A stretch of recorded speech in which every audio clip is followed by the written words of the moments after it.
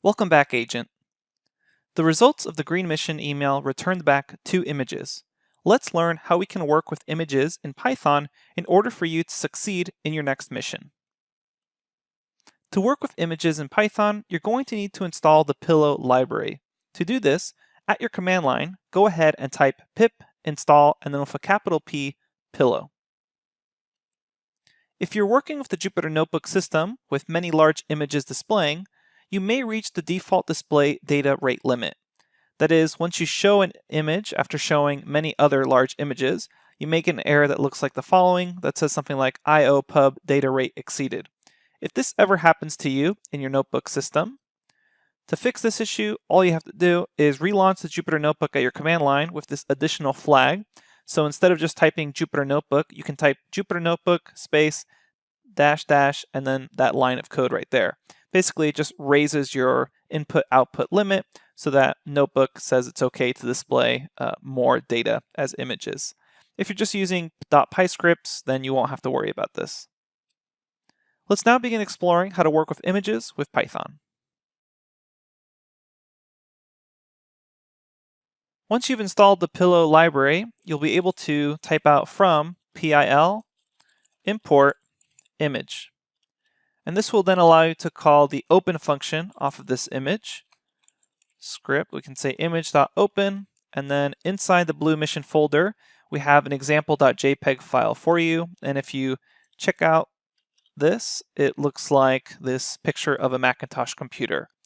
Now keep in mind, this sort of display only works for the Jupyter Notebook as far as just showing the actual variable and then seeing the direct output. If you are running a .py script off of this, what you need to do is type out .show, open close parentheses, and then that will display the actual image for you when running your .py script. But we don't need to worry about that in the notebook. Continuing on, let's go ahead and grab some image information. If I wanted to know the width and height of the actual image, I can say mac dot and then grab the height, or excuse me, grab the size attribute. And that returns a tuple where this first is width and the second one is height. So this is W by H in pixels. And it can also tell you information such as the file name. And then it can also even give you the format description. So in case you needed more details about the actual JPEG format, you can see it's JPEG ISO 10918, which is just some standard format for JPEG files. That is what this image is. We can also crop images with Python. And the way we can do that is by calling the crop method off of our variable storing the actual image. We can say mac.crop, and then you'll notice that it expects a box, which is a 4-item tuple defining the left, upper, right, and lower pixel coordinates. This is a little confusing at first, so let's quickly jump to an example of what those coordinates actually represent. Let's imagine that we just had a single blue rectangle as our image. Then what we can do is set the top left corner of this image as 0, 0. And then we can make the x-axis go along horizontally, and on the vertical axis we can call that y. So basically now the first 2 coordinates in that tuple of 4 are going to be your starting x and your starting y, where 0, 0 is measured from the top left corner of the image. The next 2 are w and h for width and height, and those are also coordinates. So you would pick the additional 2 coordinates of width and height, and essentially from these 4 items, the starting x and y, and then the width and height coordinates of the actual pixels themselves, then you can end up creating a rectangle and crop out that image. So let's see this in practice now by jumping back to the notebook. So off of this, we will say 0, 0. So we'll start at the very top corner, and then we can say 100, 100 for these starting coordinates of that width and height to be 100, 100. So when we run that, we basically get the top left corner of that Mac picture. If we scroll back up, that's essentially this corner up here in the top left. So the Mac image isn't really a useful demonstration of cropping. So we have another image for you called pencils.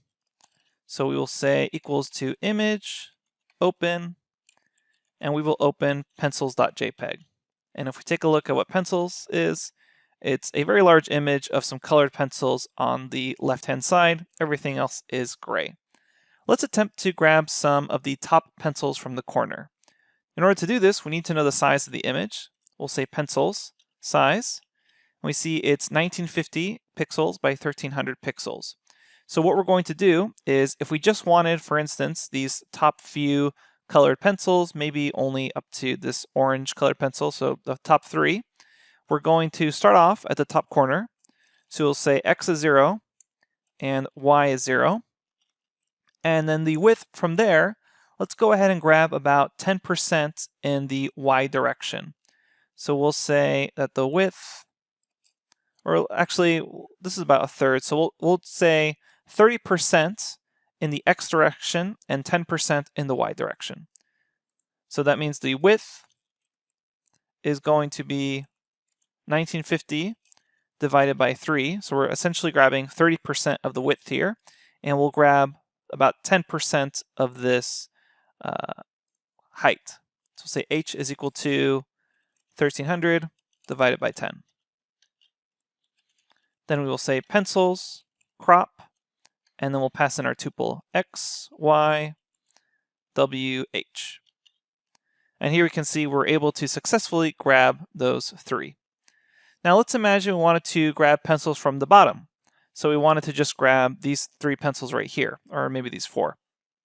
In that case, we'll say X starts at 0, but now Y is going to start all the way, so X starting at 0, Y is going to start all the way down here, maybe just a little bit off of the height. So the height's 1300. So let's go ahead and say that now if we just want the bottom, this is for bottom pencils, we'll start X 0, Y is going to be equal to 1100. So we're starting X 0, Y all the way down here at 1100. And then we're going to go all the way to the bottom for this height.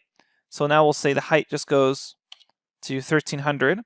And then the width is going to be the same, 1950 divided by 3. So we want about 30% of that width coming off of that.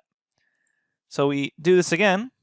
And then if we do the same crop, now we get those bottom colored pencils. So again, keep in mind that these are coordinates. It's not exactly a measurement of width and height, which is why H is equal to 1300 here instead of some smaller number. So it's essentially start, finish, and then just kind of start, finish as well. So let's go back to the Mac photo and see if we can just grab the computer itself. So if I say Mac, I have the computer here. Let's see its size. So Mac size is 1993 by 1257. So about the halfway point, we want to grab halfway here and then a little bit off of it. So we can define halfway as equal to 1993 divided by 2. And then we'll say that our X position that we're going to start off at is halfway minus 200 pixels, and that the width that we're going to end at is halfway plus 200 pixels. And then we'll say something like Y is 800, and you can kind of just guess and check for these numbers. These are essentially just lucky guesses, except H, because that's all the way to the end. And let's try this. We'll say mac.crop X, Y, W, H. And then here we can see that we were able to successfully grab the computer image.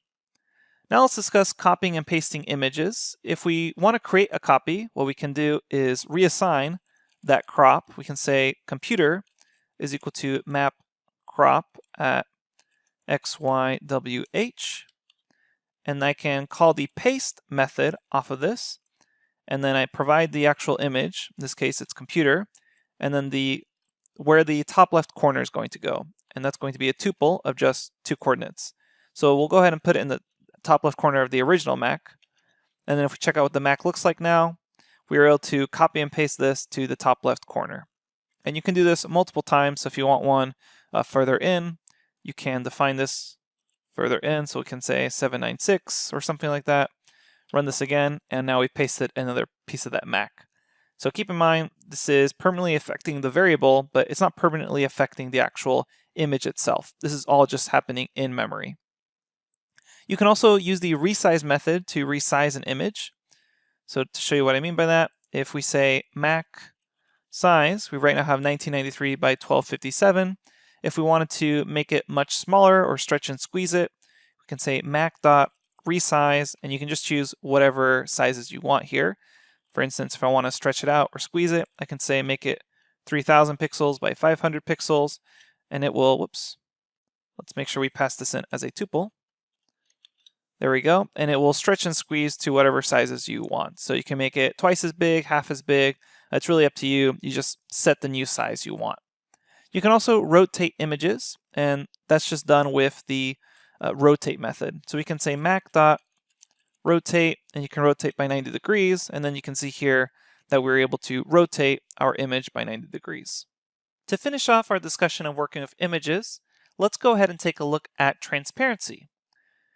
Here we can see that a lot of images have a red, green, blue, A, or RGBA system, and that stands for red, green, blue, alpha. And all the values of red, green, blue, and alpha can go from 0 to 255. If the alpha value is 0, then the image is completely transparent. If it's 255, then the image is completely opaque. Let's explore this idea of transparency by opening up two images that we have for you. So these are in your Blue Mission folders. We can say image.open. We have a red color JPEG. So if you take a look at it, it's just a red square. And we also have a blue JPEG for you, which is going to be equal to image, open, and we will open up that blue color PNG. And now we can see we have a blue there. So if you want to reset the alpha on one of these, you can say put alpha and then pass in some integer value from 0 to 255. So if you pass in 0, it means it's completely transparent. So now I only see white because the background is white. If I reset the alpha to be 255, completely opaque, and I run this again, then I actually see the blue. If I choose somewhere in between, has to be an integer, so for example 128, then I get back this sort of lighter blue. Here we can see that some white has now mixed into this blue. And to get an idea of what that looks like with red, let's say red, put alpha to about 128, and check out what red looks like now. Now it looks even a little more pink. Okay, so what if we actually put these two images on top of each other and they have some sort of alpha? That means we should be able to see something that looks a little bit purplish. So I will say blue, and I'm going to paste, and the image that I'm going to paste is going to be red. So that red image that we just edited the alpha, and we'll set the box to 0, 0. And if you want actual transparency to occur and not just straight up have a pink block over the blue block, you actually want to take into effect the transparency. You need to say mask is equal to, and you pass in the same image you provided. So in this case, it was red, so you set mask equal to red. And when you run that, whoops, let's make sure that we define the actual box. And now if we check out what blue looks like, we get back purple. So what are we actually doing here? We're pasting in the red image at top left corner, and then also saying that we want the red image to work as a mask, indicating that we actually want transparency to be taken into effect. Otherwise, if you didn't have that mask, you would essentially just see the red block completely, because it's almost like taking two sheets of colored paper and then putting them on top of each other. Instead of with transparency or mask, you can think of almost like shining a light through those pieces of paper to see the transparency effect. All right, that's the basics of working with images, and I hope that helps you in your next mission.